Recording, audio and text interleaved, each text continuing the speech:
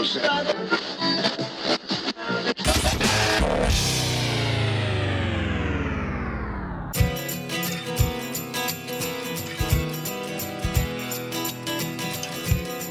right, welcome back. Welcome to another episode of the Guys Telling Stories podcast. I'm Richard Douglas. I'm Bill Easton. Sean, the producer. All right. Hey, Bill, how you doing? I'm good. How are you? Good. Sean, how you Great doing? day. Doing pretty well, man. Got a new job, burning the midnight oil. Everything's all right. Oh, nice, man. Good to hear. Aren't you doing a triathlon or something coming up? Yeah, tomorrow morning. Pretty nervous. He's an athlete, folks. I thought this was your only job. No, he's running marathons and triathletes. He's more fit than we are. No kidding. Yeah. Who isn't? All right. Well, you know what, guys? I'm ready for some football, and I'm ready for our guest today, Joe Licata. But before we get to that... Oh, yeah. Guys, thank you so much for going to our website and clicking on the Amazon link when you do your online shopping. It gives us a cut of everything that you buy. Also, got a couple messages. People are buying shirts. I love seeing those shirts out. They're beautiful. Yep. They are nice-looking shirts. And I like them on the girls, too. We got the girls' ones, the kids' ones, and I've yet to see a little baby in a Guys Telling Stories t-shirt. Well, you might. Coming down the pipeline, shirts for your dog. Oh, no. You know what? Buy a baby shirt, then, and let's put it on a dog. Great idea, guys. And thanks for following us and tweeting at us. And thank you for everything that you're doing for us. We love your feedback. We love hearing from you. So keep it up. All right, boys. What do you got for try at home this week? You want to go first? No, I like it when you go first. I always go first. All I right. know. I got slam ball, spike ball, I think it's actually called. Basically, it is a 2 or 4 person game. Spike ball, there's a little trampoline and a small little volleyball type thing. And you serve it, and then you try to spike it past your opponent on the other side. It's a lot of fun. It gets you sweating. Bill, I'm laughing because it is a workout. Yeah. It is a workout. You're running around. You're basically spiking the ball into this little net that looks like a trampoline, and man, you can just send somebody running. Yeah. Oh, It's fun. Well, just a reminder that all of these products are available on our website under the Try at Home tab. So if you like what you hear, you want to have some fun with this stuff, head to our website and click on the Check It Out button. What do you got, Rich? All right, Bill. You know what? We're hoping to get a few more Facebook likes. And for my Try at Home this week, I'm feeling a little generous. I want to offer one of our short story specials for free. Okay. Yeah, that's right. Not normal for this segment, but go ahead. Well, we want everybody out there to try one. And after we recorded with Joe Licata, he told us the bonus story. It's funny. It is funny. It's about chicken wings. And it's free. That's right. Normally, these short story specials are episodes that are on our donation page. Most of the time, people head to our website and click on the support the show link. And for a donation to kind of help keep the podcast going, we offer them some bonus content. But this short story, Joe Licata's short story special, is free. All you need to do is head on over to our Facebook page, like Guys Telling Stories, and the short story special is posted there for free. And enjoy. Cool. All right, let's get to our guest, Joe Licata. Joe Licata. Hell yeah. We are going to talk to Joe about his journey from, actually more of a transition, trying to transition from a NCAA Division I starting quarterback to pro quarterback. He has had a tryout and was playing quarterback for the Cincinnati Bengals this preseason. And basically, we're going to ask him about how, his whole life before then, how the training, everything, his family, what the motivation is, what drives him to do this. And obviously we held this one for a little while, Rich. Yeah, we recorded in the off season at a local restaurant. It was great to meet him. He's a real stand-up guy, and he tells some really great stories. For those of you who aren't as familiar with Joe is the most decorated high school quarterback in Western New York history. He went on to play Division I football for the University at Buffalo, and by the end of his college career, he held the career records for passing yards and passing touchdowns. And so we met him in the offseason. The episode you're about to hear was right around the time he was getting some workouts for other teams. When we did speak with him, he's such a great guy, and he tells some really interesting stories because there's a lot of people out there, kids out there, they're looking to become a professional athlete. I mean, what do you want to be when you grow up? A basketball player, a football player, the starting quarterback. And you know what? Joe was the starting quarterback, and he had his name on an NFL jersey. And I got a feeling his journey's not over, and we look forward to keeping up with him. But without further ado, let's let's get it going. Yeah, let's get to Joe's episode. Joe, thanks for doing the show. Yeah, thanks for having me on. Yeah, no, it's a pretty big deal here. You know, we're right by the University at Buffalo campus, and I know you just finished up basically your college career. But before we get too far into that, I know people like to follow you on social media. You want to give some plugs where they can kind of follow you on Instagram, Twitter, all that? My Twitter, Instagram, everything is at Joe Licata 16. Okay. So it's just my name and my number. Yeah, I know, Bill, you were mentioning that sometimes these athletes have like rules, like NCAA rules. You can't talk about this, post about that, check in here. So, you know, you can finally tell people where to follow you, and I'm sure you'll get a little bit of a boost, hopefully. We can give them a gift now, too. Yeah? Yeah. I don't know any of these rules. I'll buy, what do you drink? I'll buy your drink. Yeah. Well, we'll do a little introduction by maybe bringing people back to the past, Joe. You know, take us to wherever your path begins. Well, when I was a kid, I wanted to be 6'6" and bald to be like Michael Jordan. MJ. Yeah, he's I was one a of big, my favorites too. Big MJ fan. You know, when I was born, I think my dad just handed me a basketball right away. He was a basketball coach. Yeah. Pretty successful one, actually. Coached at the high school level and college level. Okay. Won a state title at Turner Carroll, actually. Coaching. Okay. Cool. So, you know, that was always I thought I was destined to play in the NBA. I know. I mean, I was amazing at basketball in 7th grade. Oh, yeah? And all of a sudden, kids start growing a little taller in 8th grade. And then by 9th grade, I was terrible. So if you don't keep growing, I know what you mean. Oh, that was my favorite sport, though, growing up. You were pretty good at it? I was Well, decent. you know what I mean. Like, yeah, I was decent. I could shoot it. Yeah. I could shoot it. I had a couple looks to come and play in college, but, you know, coach, when I was a sophomore, I think a freshman in high school, our JV coach was Tim Delaney, who's now the head coach at South Park High School. Oh, cool. And Craig Krasansky is our varsity coach over at Will South. You know, they kind of sat me down and were like, how many 6'2" shooting guards you see in the NBA? None. Not really. Oh, there's Steph Curry, but yeah, I was about to say, more, yeah. But then I was like, he's like, you see a lot of 6'2" quarterbacks playing in the NFL on Sundays. So then it was like, oh, all right, you know, maybe I should focus on football a little bit more. So how old were you when this was going? That was like my freshman year. Started getting real serious about football probably around my sophomore year. Okay. Because I know, like, I don't know for you, Bill, but like that's when I first started playing football. Yeah. I played, but I mean, I never played like and followed a playbook. I never played and had like, you know, like a coach. So all of a sudden, you know, you get these guys telling you what you're supposed to do and how to do it. You listen to them, but it doesn't mean you're going to be any good at it. Right. You know. I didn't have anything like that. The first real coach I had for soccer was West Virginia.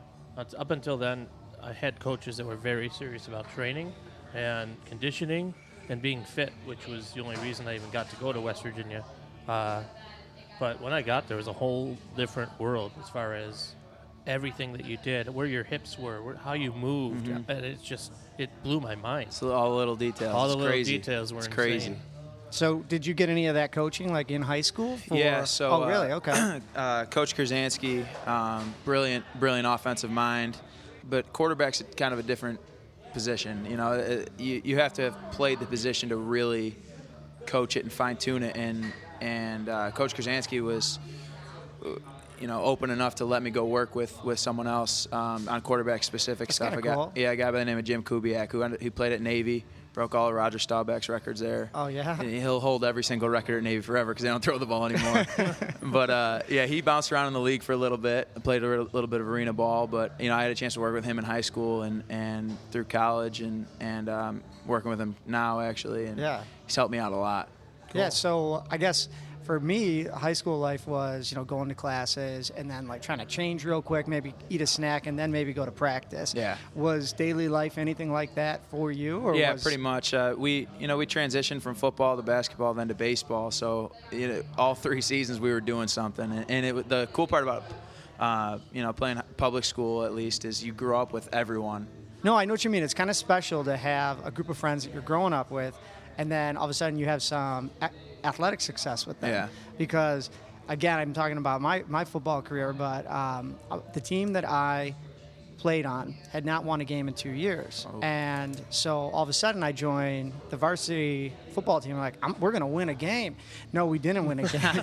we lost 8 games. That teaches you some character, does. some integrity, because it's not like you're not trying. In practice, you're breaking, every handoff for a touchdown. You're catching every ball, but then you get out there. And I remember, man, one of our opening games, we lost like 52-0. And geez. everyone's crying in the locker rooms after.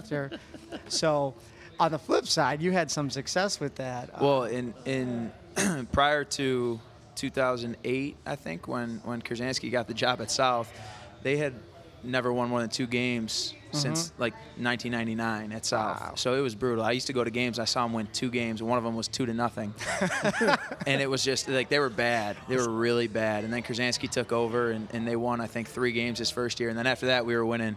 We went 9-1 my senior year. So it was, he did a great job turning the program around. But Oh, that's great. yeah, it was interesting. You Yes. need to be a good team, too. If you're a good player, you're a great quarterback. If you're the same quarterback surrounded by a team and you go 1-8, you may not even be here. No. You may not have anybody come look at you because of the record. Yeah, exactly. I was really lucky. I grew up down the street from a kid named Phil Stasiak, who was our all-time leading scorer in basketball and our all-time leading receiver in football. He was one of my best friends growing up. And then we played a guy named Mark Coppola, who was ended up playing basketball at Damon, set every assist record there. And Kevin O'Connell was our other receiver and other guy we played basketball with. So us cool. 4 kind of played basketball and football together. And I was throwing it to them in football, and then they were, hitting me on the outside in basketball. So it was a lot of fun. Yeah, that makes for a good a good couple of months of school. Yeah, it was awesome. It was Yeah. awesome. You still stay in touch with those guys at all? Oh yeah, Or? yeah. Mark, Phil, and I actually just played basketball this past weekend. Nice. Yeah, I still hang out with all of them. It's kind of cool seeing the dynamic of your high school buddies meeting your college buddies and them getting along. Yeah, doesn't always work that way. It doesn't, but I'm pretty lucky. I had a lot of good buddies in high school and college that they all get along and we all have a good time. Oh, that's cool. Yeah. So I was thinking back. You mentioned a lot of coaches that maybe gave you some inspiration to say, hey, maybe it's time to start focusing on football a little bit more. But what was one of those first steps where you decided to kind of focus on football 100% as opposed to say other things, Right. baseball? Yeah. See, like I said, I always loved basketball, and I thought for sure I was going to go Division I basketball. And I had that conversation my freshman year, kind of opened up my eyes a little bit. I started really loving football. And then my sophomore year, I started on the varsity, and we're pretty decent. I think we've won 5 games at this point. We're going into the last game of the season against Williamsville East. And like I said, I went to Williamsville South, and Williamsville East was bad. They were like 1-5 or 1-6, something like that. They were really bad coming into the game, and we were supposed to blow them out. Yeah. And I had one of those games that you never want to have. I threw 5 interceptions. Wow. And we okay. lost the game 14-7. And it was a Friday night. I was embarrassed. And then the next morning, I kind of woke up, and I remember just like wishing that was a bad dream. But it was reality. And from then on, I kind of just made the decision that I'm never going to let something like that happen again. And it was a new challenge in my life, and I really, accepted that challenge and wanted to play at the highest level I could play at. Yeah. Probably a good time for that to happen then. Yeah, my sophomore year. Yeah. Yeah. But since then, I haven't thrown 5 in one game. Come close, but no. For myself included, I don't know what it's like, and maybe Bill, you can talk to this a little bit. Like once you're done with high school and you start to do sports in college, especially Division I college, it probably takes on a life of its own. Meaning it's not for a season. There's no season. It might be full time. Oh, it completely full-time. is. It Yeah. really is. The whole student athlete thing is an interesting dynamic. Yeah. When you're in college and you decide to go out for the team, I don't even know Yeah. if you would call it that. What was one of the first obstacles or defeats that you came across? Like, Well, you walk in and everyone in that locker room is the best player in their high school's history. They're all conference, they're all state, whatever they're at. But then we all come together and you're not the man anymore. yeah. You're not the big dog, and a lot of guys struggle with that. And so it's kind of, it shoots you right back down to the beginning. You feel like you're a freshman in high school all over again, trying to prove yourself. And then once you get more comfortable, you just start playing football again, and then you kind of realize, yeah, they're just bigger, faster, stronger than they were in high school. But, you could play with those guys. And once you kind of become more confident and ready to go, then you just start playing. Yeah. Bill, did you have any sort of like physical challenge, like you needed to prove to yourself trying out for D1 soccer that you could keep up with these guys, you could compete? Any stories come to mind? Well, I walked on. Oh, yeah? So as a walk-on, you have the walk-on tryouts, which are usually after camp starts. So I decided I'm going to walk on to camp. So I just showed up at camp and told the coaches that I called, and the secretary told me to be here this day. And she got yelled at, and everyone hated me, and I didn't even know how to get onto the football field. Back then, the soccer field we shared it with the football team. So I had to climb a 10-foot fence, walked in the stadium, and walked down all the stairs towards the field where everyone else was on the field coming down this ramp, and they're all looking up at me like, what the hell is this thing doing? Who is this? You just hopped a 10-foot fence. I did, yeah. Yeah, you're not supposed to be there. So so that was the first obstacle, was actually getting to the first day of camp. Yeah. Well, so you show up. I mean, a guy like me trying to show up and compete with guys who are the best of the best, I probably, I don't belong, but they let me walk on or try out. I mean, how did you compete? Oh, they didn't let me compete much that first day at all. And then I made up some story about how I drove from Toronto just to be there this day. And it's like I told my parents that I was invited to come, and I don't want to upset them. So I kind of figured out a way to stick around, and it paid off. But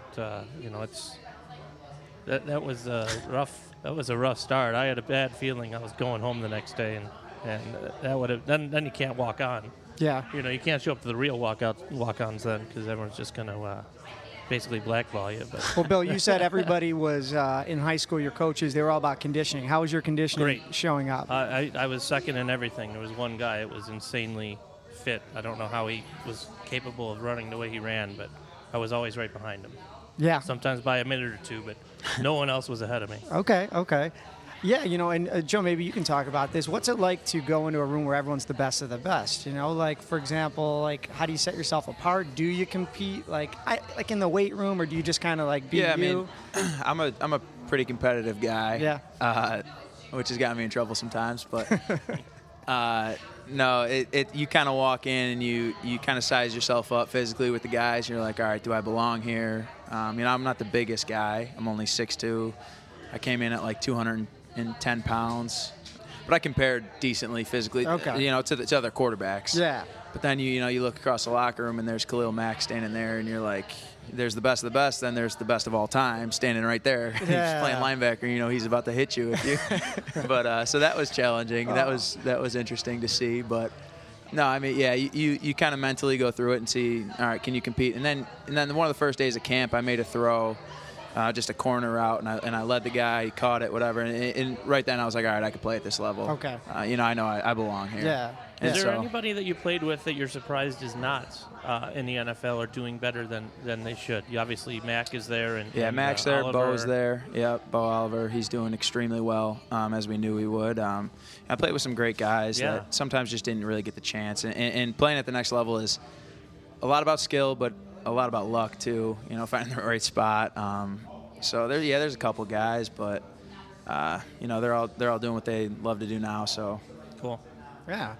Well, like kind of moving the story along a little bit. Was this a dream for you to play in college and maybe get to the point to where you're going to play professionally? Yeah. Yeah. As soon as that game happened, my sophomore year, I was talking about. Yeah, I really made it my goal to just go as far as I could with this thing. And it's pretty cool. I'm 23 years old, and I have a chance to chase a childhood dream. There's not many people that can say that at 23. No, not at all. So that's pretty cool. The NBA thing's not going to work out, but hopefully the NFL does. No, that would be cool. Well, yeah, we'll get to that, I'm sure. So, I told you I lost 8 games in a row during high school. Did you have any sort of, like, memorable games where maybe it was the first step where you go, hey, similar to that first big pass in practice, like you're like, hey, like there's no turning back now. I'm the quarterback of this team for this school, and I need to lead them or take it to the next level. Well, I didn't start as a freshman. I came in some relief duties, and then starter got hurt, and I started the last 4 games. And we were only We were 1-7 when I got put in, and then we went 3-1 the last 4 games. Nice. So that was kind of awesome. And then I got named the starter for the next season. And then we had a game where we played against Toledo, and they were pretty good. Dave Fluellen was actually the running back who's from Buffalo. He's now playing for the Titans. Yeah. But we go down quickly. I think it was like 31 to nothing. So Coach Patterson's our quarterback coach at the time, comes up to me at halftime. He goes, "All right, Joe, well, we're going to need to extend this game, so we might be throwing the ball a little bit." Extend the game. I'm like, "All right, perfect, Coach, let's do it." And we went out, and we came.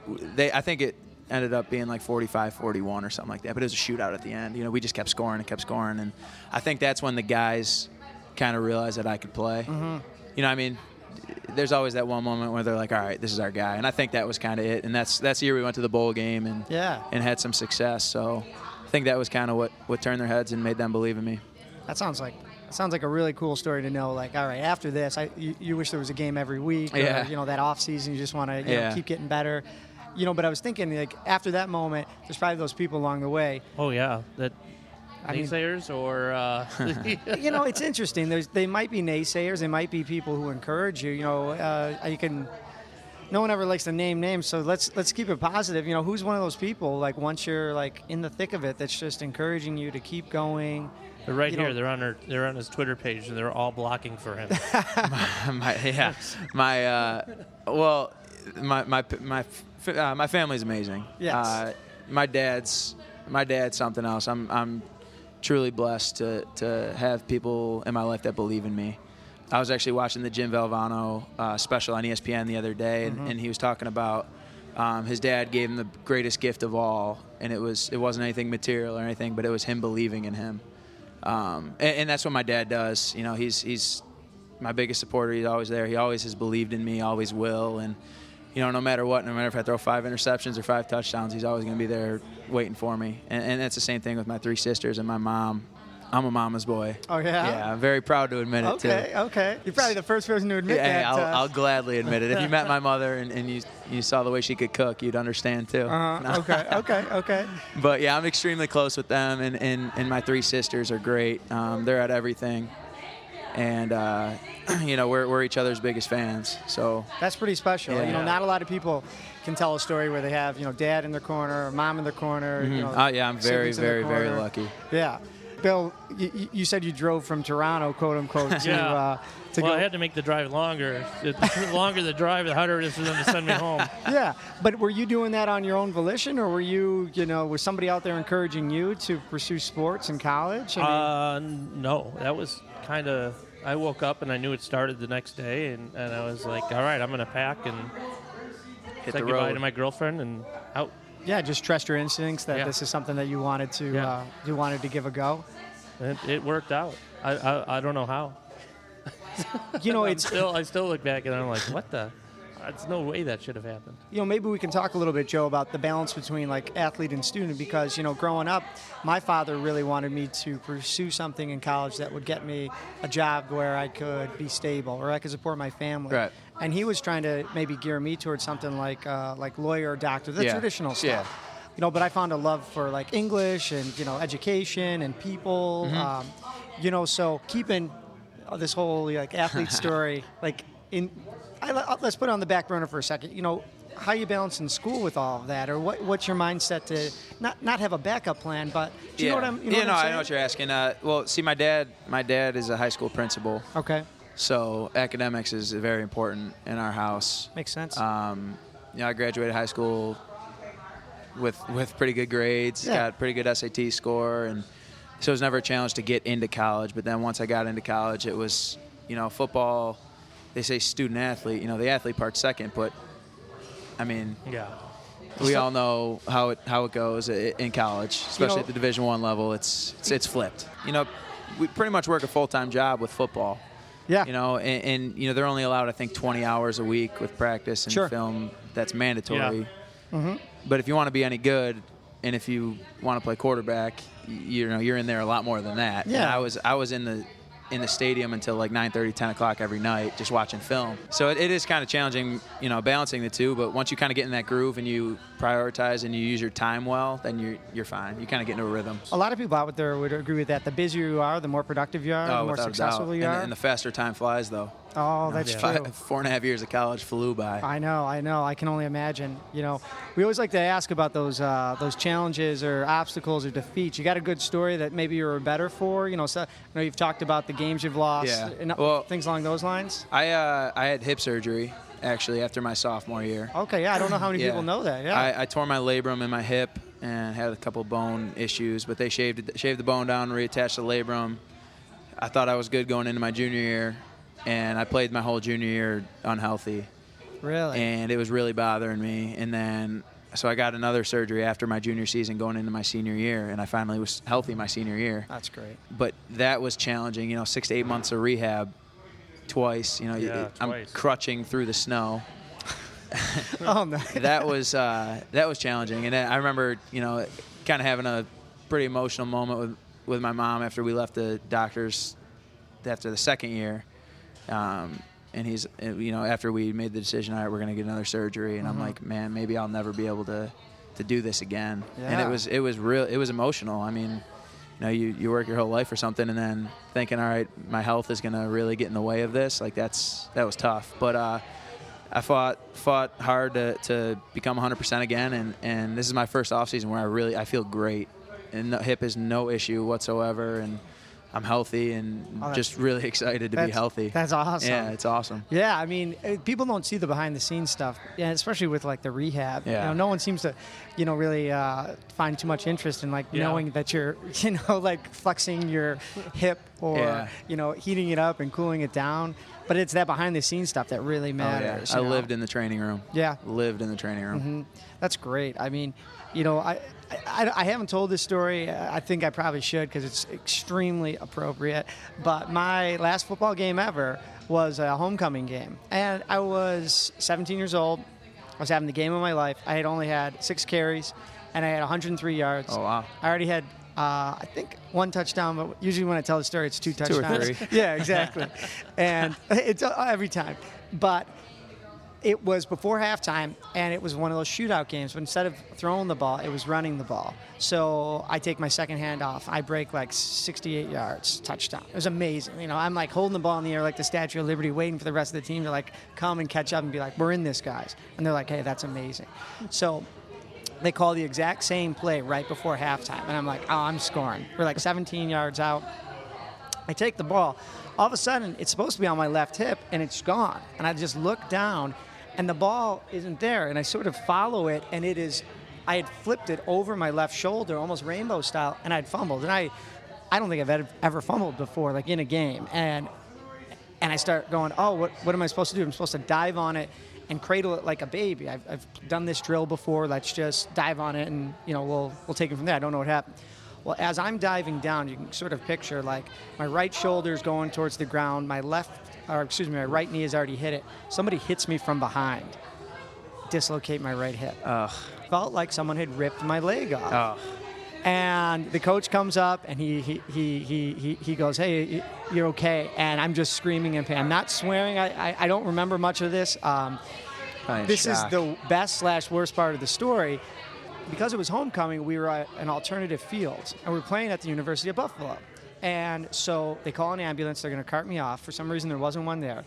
Well, the ambulance goes to the University of Buffalo field.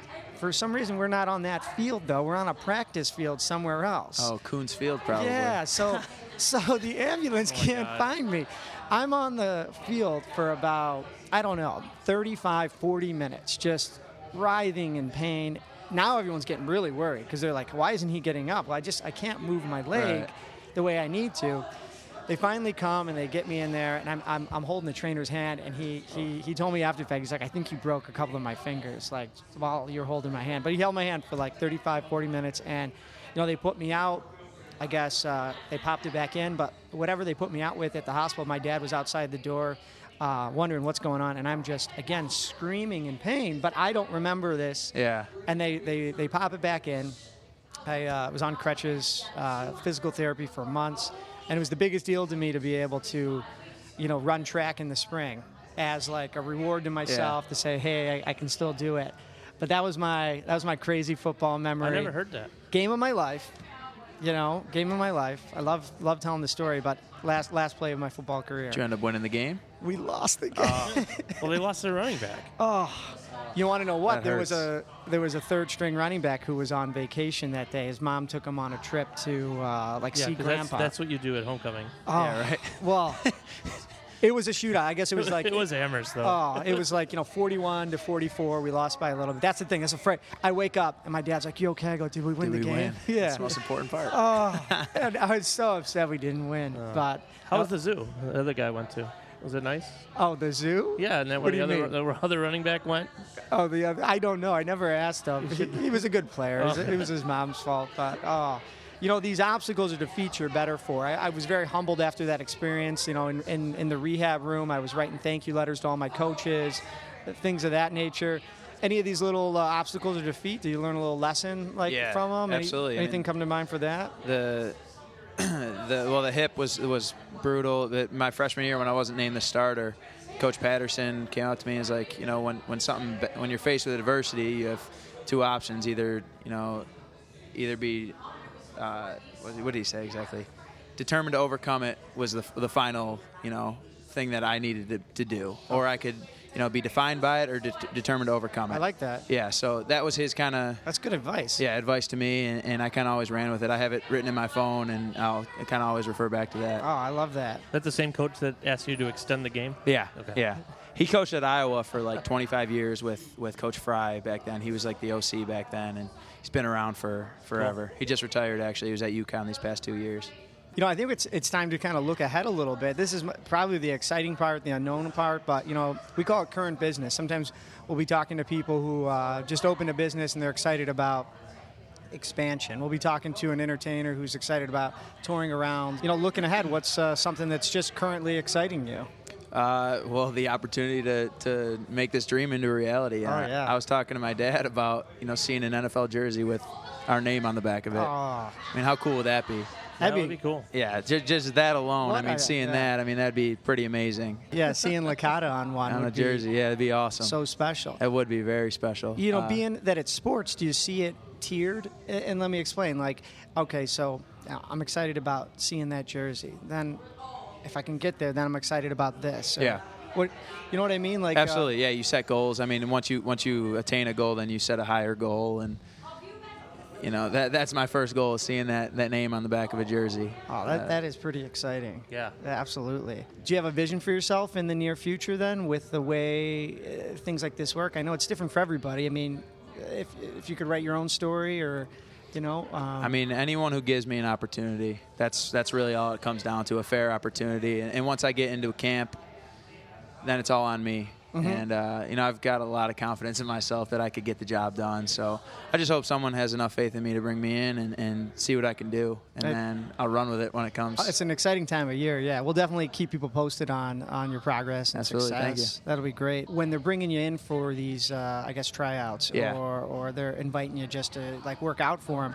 Do you have a vision of what that's like? Like, what's the perfect workout? Or Yeah, absolutely. I had a chance to throw for a couple NFL teams, and I got to take over a couple of the workouts and really show what I wanted to show. And my knock coming out was being able to throw the ball downfield and all that stuff. So I made a script that 25 of my 40 throws were downfield. Nice. I just wanted to address my so-called weakness and make it into a strength of mine. So I've been working really hard to try to not let anyone say anything bad about me, just because this is hopefully my job for the rest of my life. Yeah. It's crazy to think about. I mean, You know, playing a sport could be your job. Yeah. And I would never really look at it as a job. I love it, so it's not considered work for me, but, It's definitely an interesting career, though. Yeah, They it really don't is. really say anything bad about you unless they think they're in commercial break, right? No, I mean, some of the Who things. was that? Who'd they do that to? Oh, They- the in announcers. in the combine, they thought they were in break, and they started Oh, making, they were killing guys at the yeah. combine. It was bad. And they start talking bad. smack about some of the guys when they think they're Yeah. not on the air, and it's actually on the air. I don't know. You can't be doing stuff like that, you know. I know, it's brutal. It's two things you mentioned in the interview though, Joe, is the support from the family, Yep. you know, and then maybe things like a knock on you. So how do you deal with those two things, you know, looking ahead to the future? Meaning, one, you're going to be away from family maybe if you're playing for an NFL team or a professional team anywhere. And then two, you know, I guess, you know, how do you deal with these people, man? Well, Coach Krasansky told me one time in high school, for every one person that loves you, there's 10 that hate you. Oh, yeah? So my family is, you know, there's 5 other people in my family, so that's 50 people that hate me. That's a lot of people. That's hilarious. No, it's funny you ask those two together because I've always been okay with people hating me. I mean, it is what it is. If people hate you, it means you're doing something right, I guess. Yeah. But my sister Claire doesn't do too well with people hating on her brother. So we were playing against Hamburg my junior year, and we were 7-0 or whatever it was going into the game. Nice. And we were playing bad, real bad. And they had the lead, and they start chanting "overrated" at me. Oh. And Claire lost it.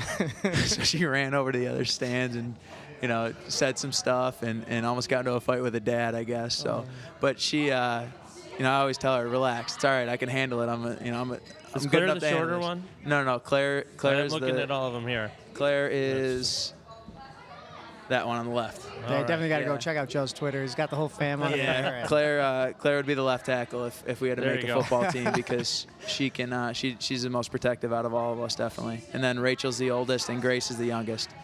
Yeah. Do you see living like away from family as a little bit of an obstacle for the lifestyle you're looking into? Absolutely, it is a challenge, and that was one of the reasons why I stayed home to play in college was to kind of have that family support. But you know, if a team in California wants me to come play for them, I'm not going to say no. Yeah, obviously that'd be awesome. Mom and Dad get to go to California. Yeah, vacation. my dad already said he's buying a condo wherever I go. So Oh, that's pretty cool. yeah. That's great. What advice do you give, let's say even the local kids here, Williamsville South, any of the schools here that want to follow in your footsteps, kind of do the same thing? First of all, no dream is too big, because anything can happen. I mean, there's been a lot of people that have made it from, you know, every type of background. And then, you know, a quote. My dad. I'm a big quote guy. I read a lot of books, and every time I see a quote, I write it down on my phone. And Nice. I've got a whole thing in my notes of quotes. But my dad, you know, basketball guy, like I mentioned, he always told us, shoot to get hot, shoot to stay hot. And I guess you know, when I was younger, I was all right, just keep shooting, you know, in basketball. Yeah, but yeah. I kind of like have made that my motto in life, and it's like shoot to get hot. So you know, you're shooting, you're working to attain success. Right. And once you attain that success, you shoot to stay hot. So you keep working to sustain that success. So it's kind of been like, you know, just work. Cool. You know, and that's I guess my That makes sense. biggest piece of advice. Yeah, that's great advice. I mean, people out there who like think, you know, I'll start tomorrow. No, start today. Yeah. And then keep it going. Just keep tomorrow. going. And even if you don't, you know, shoot to get hot, shoot to stay hot. Even if you miss your first 6 shots, Yeah. keep shooting. Yeah, that's the thing. You know, Keep just shooting. Yeah, and no, what'd you say? No dream is too big. No dream's too big. I like that. I like that a lot. Our producer was outside in the rain trying to get pictures from the parking lot here. How did that go?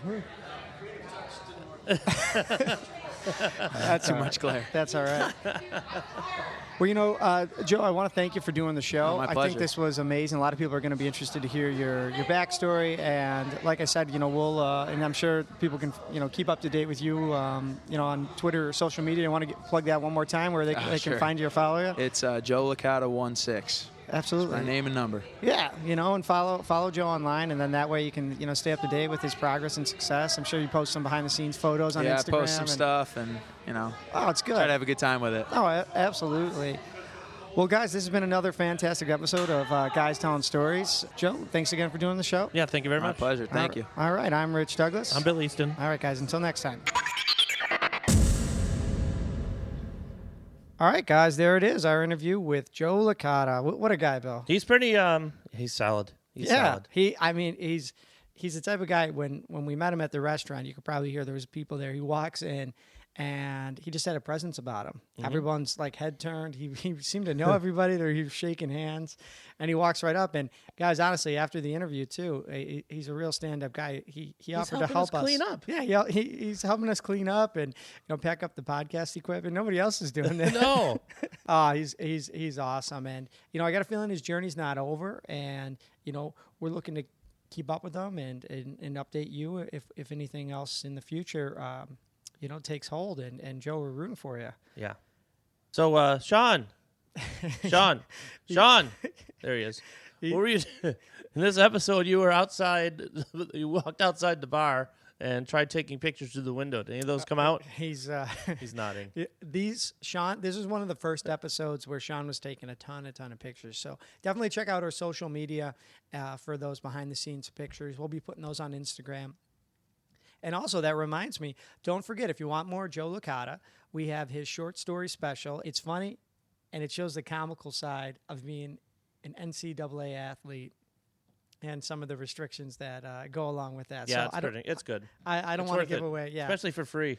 Yeah, it's free. Just go so like our page. Go like our page. We'll post it there and have a listen and enjoy. If you enjoy it, you can find the rest of them at our Patreon page, and just go to guystellingstories.com and click on that link. Yeah, that would be great too. So as always, you can subscribe to the show. And until next time, I'm Rich Douglas. And I'm Bill Easton.